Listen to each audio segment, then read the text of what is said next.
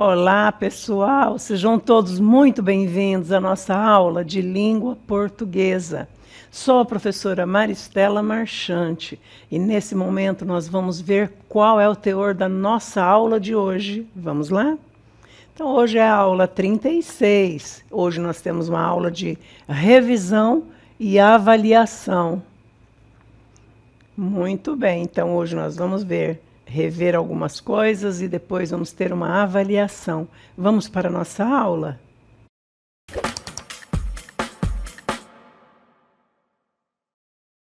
Nessa aula de revisão, nós vamos ver algumas figuras de linguagem e vamos também revisar um pouco dos elementos da narrativa para preparar vocês para a avaliação, ok? Começando as figuras de linguagem, figuras de palavras ou semânticas. Estão associadas ao significado das palavras. A metáfora representa uma comparação de palavras com significados diferentes e cujo conectivo de comparação, como tal qual, fica subentendido. Então, é uma comparação implícita, ok? Então, nós temos como exemplo, a vida é uma nuvem que voa. É uma metáfora, a vida é uma nuvem que voa, que está comparando com a nuvem, como a nuvem, ok? A comparação é uma comparação explícita. Ao contrário da metáfora, neste caso, são utilizados conectivos de comparação, como, assim, tal qual, mais, menos, certo? E olha o exemplo. Seus olhos são como jabuticabas. Então, dois elementos sendo comparados explicitamente. Vamos ver a próxima figura? A sinestesia acontece pela associação de sensações por órgãos dos sentidos diferentes. Então, os nossos órgãos do sentido, né? Tato, olfato, paladar, né? Visão, audição. Com aqueles olhos frios, disse que não gostava mais da namorada. A frieza está associada ao tato e não à visão. Então, ali nós temos visão e tato, ok? Figuras de sintaxe ou construção. Interferem na estrutura gramatical da frase, na construção da frase. E nós temos aí como exemplo o polissíndeto, que é o uso repetido de conectivos, que são e, ou, nem. Exemplo, as crianças falavam e cantavam e riam. Então, você percebe que há um excesso de conectivos, de conjunções. Já o assíndeto representa a omissão de conectivos. Então, se o polissíndeto é um excesso de conectivos, o assíndeto é a falta dos conectivos. Não sopra o vento, não gemem as vagas, não murmuram os rios. Percebem? Foi apenas ligado uma oração à outra com ponto e vírgula e sem conjunção. A próxima figura é pleonasmo, que é a repetição da palavra ou ideia contida nela para intensificar o significado. Olha aí, a mim me parece, olha aí, é uma repetição intencional. Então, a mim me parece que isso está errado, ok? Então, as figuras de linguagem que vão constar na nossa avaliação são essas. Agora, nós vamos ver os elementos da narrativa. Os elementos da narrativa, pode lembrar aí dessa palavra aí, ó, pente. Com ela, nós vamos saber já quais são os elementos da narrativa. Vamos ao primeiro. P, personagem. Qualquer ser que pratica ações em uma história. Próxima. Enredo. É a sequência de fatos de uma narrativa. Espaço. Lugar ou lugares onde a narrativa se passa. Narrador. Refere-se à voz que conta a história. Certo? E o T é o tempo. Determina o período em que a narrativa se passa. Então, vamos ver um a um rapidamente. Personagem. Qualquer ser que pratica ações em uma história, podendo ser ou não podendo ser não apenas humano, como também animais, seres fantásticos, etc. Tá? Os personagens são divididos em 3 categorias, que são elas: principal ou protagonista, aquele que aparece na maioria dos capítulos da história e desempenha o papel mais importante. Exemplo, Harry Potter. Harry Potter, do livro Harry Potter e a Pedra Filosofal. Isso é um exemplo. O antagonista é o contrário. Se o protagonista é o bonzinho, o antagonista é o anti-herói. Aquele personagem que atrapalha de algum modo o protagonista na conquista de seus objetivos. É o rival, o vilão da história. Exemplo, Lord Voldemort, do livro Harry Potter.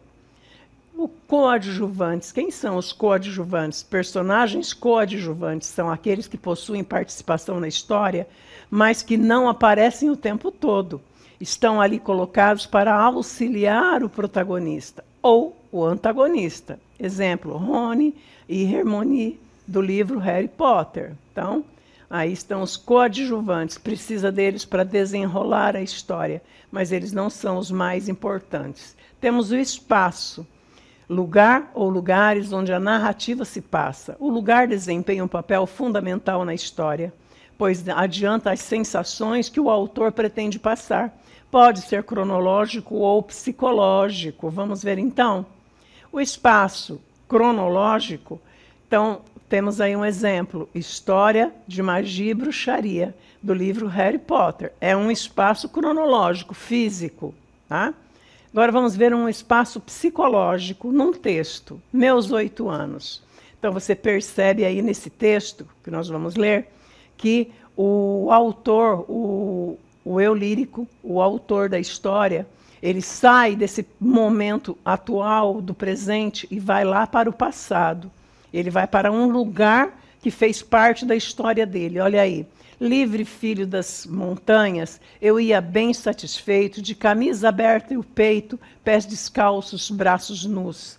Correndo pelas campinas, à roda das cachoeiras, atrás das asas ligeiras das borboletas azuis.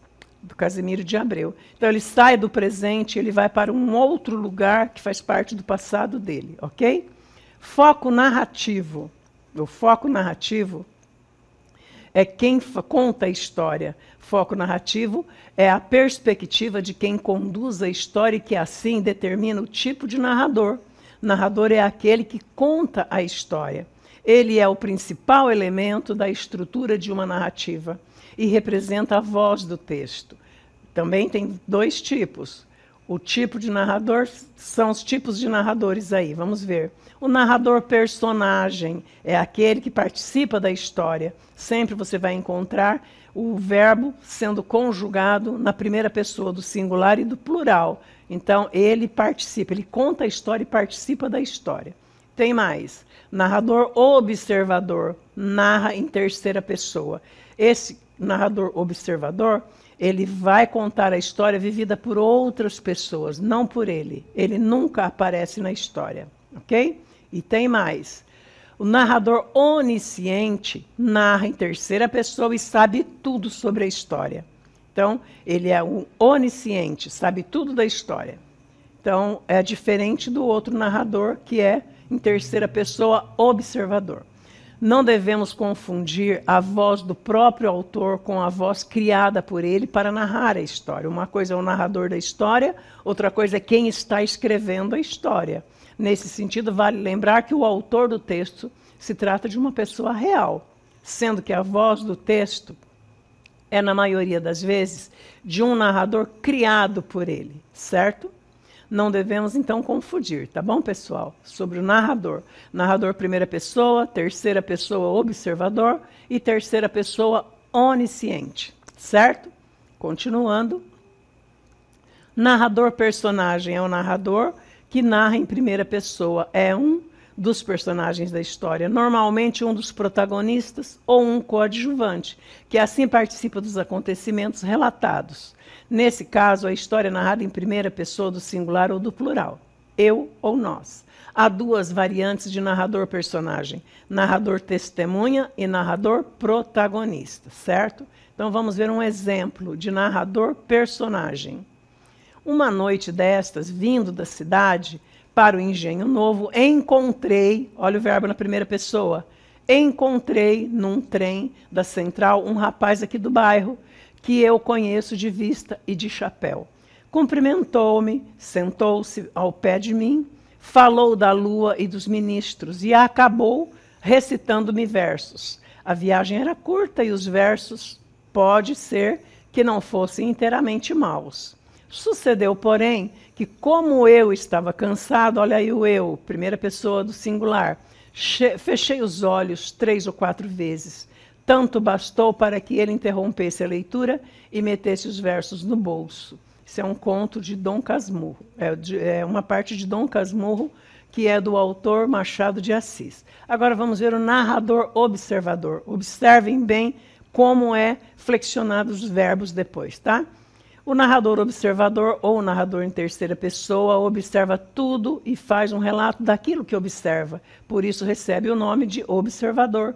Nesse caso, o narrador não participa da história e está fora dos fatos, ou seja, ele não é um personagem. A história é narrada em terceira pessoa, do singular ou do plural. Há duas variantes do narrador de terceira pessoa: narrador neutro ou parcial e o narrador intruso ou onisciente. Vamos ver um exemplo? Que abismo que há entre o espírito e o coração. O espírito do ex-professor vexado daquele pensamento arrepiou o caminho. Buscou outro assunto, uma canoa que ia passando. O coração, porém, deixou-se estar a bater de alegria. Que lhe importa a canoa, nem o canoeiro, que os olhos de Rubião acompanhavam, olha a terceira pessoa aí, acompanhavam, terceira pessoa do plural, arregalados? Ele, terceira pessoa, coração vai dizendo que uma vez que mana piedade, tinha de morrer, que bom que não casasse. Podia vir um filho ou uma filha.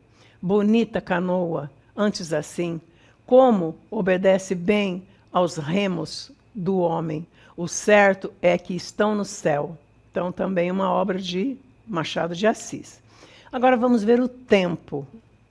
Existem 2 tipos de tempo numa narrativa. O cronológico, que é o tempo que segue a ordem do relógio. É marcado por algumas palavras como ontem, semanas depois, meio-dia, agora, em determinado momento. Este é o tempo cronológico, o real. Já tem o tempo psicológico. Vamos ver o tempo psicológico.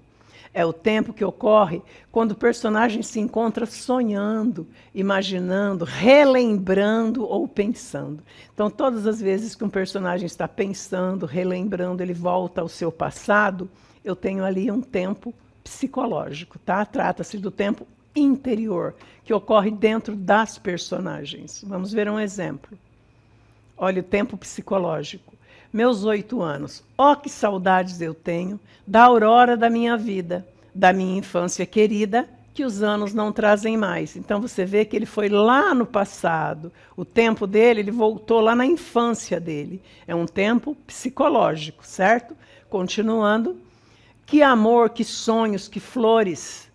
Naquelas tardes fagueiras, à sombra das bananeiras, debaixo dos laranjais. De Casimiro de Abreu. Então ele sai dessa realidade que ele é adulto e ele vai lá para a infância dele. É o tempo psicológico, certo? E também outra parte, outro elemento é o enredo. O enredo é o esqueleto da narrativa e é dividido em 3 partes, esse enredo. Então temos a introdução, na qual há a aparente harmonia. Personagens e lugares são apresentados nesse primeiro momento da introdução, tá? Depois vem o conflito, quando vai armando as histórias, as perseguições do antagonista com o protagonista. Depois vem o conflito, na qual surge o problema que precisa ser resolvido na história. Então, quando nós começamos a ver um filme, vocês percebem que no início é até meio sem graça, depois ele vai tomando consistência, vai acontecendo coisas, vão se armando os conflitos, até um ponto culminante, que é o desfecho, ou clímax, que é a parte difícil da história, onde o protagonista se arrisca em nome de resgatar a harmonia ainda maior do que a que havia no início da narrativa. Então, nesse clímax, é quando vai começar a resolver toda a dificuldade que há dentro da história. Então, é o clímax, tá? E o desfecho. Vamos ver, então, a beleza total. A beleza de Gertrudes fascinava todo mundo e a própria Gertrudes. Os espelhos pasmavam diante do seu rosto. Essa é uma narração em terceira pessoa, observaram? Recusando-se a refletir as pessoas da casa e muito menos as visitas. Não ousavam abranger o corpo inteiro de Gertrudes. Era impossível de tão belo. E o espelho do banheiro, que se atreveu a isso, partiu-se em 1000 estilhaços. A moça já não podia sair à rua, pois os veículos paravam à revelia dos condutores, e estes, por sua vez, perdiam toda a capacidade de ação. Houve um engarrafamento monstro que durou uma semana, embora Gertrudes houvesse voltado logo para casa. O Senado aprovou uma lei de emergência proibindo Gertrudes de chegar à janela. A moça vivia confinada num salão em que só penetrava sua mãe, pois o mordomo se suicidara com uma foto de Gertrudes sobre o peito. Gertrudes não podia fazer nada, nascera assim. Este era o seu destino fatal, a extrema beleza. E era feliz, sabendo-se incomparável.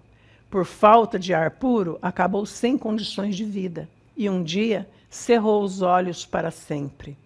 Sua beleza saiu do corpo e ficou pairando imortal. O corpo já, então, enfesado de Gertrudes, foi recolhido ao jazigo, e a beleza de Gertrudes continuou cintilando no salão, fechado a 7 chaves. Então, nós colocamos cores separadas para vocês verem a introdução, o desenvolvimento e o clímax e a conclusão. Quem é a personagem? Gertrudes. Então, tem só uma personagem, né? E ela é a principal. Narrador, terceira pessoa onisciente. Então, quando ele fala dos pensamentos da personagem, ele é um narrador onisciente, ele conhece os pensamentos e os sentimentos das personagens. O tempo é cronológico.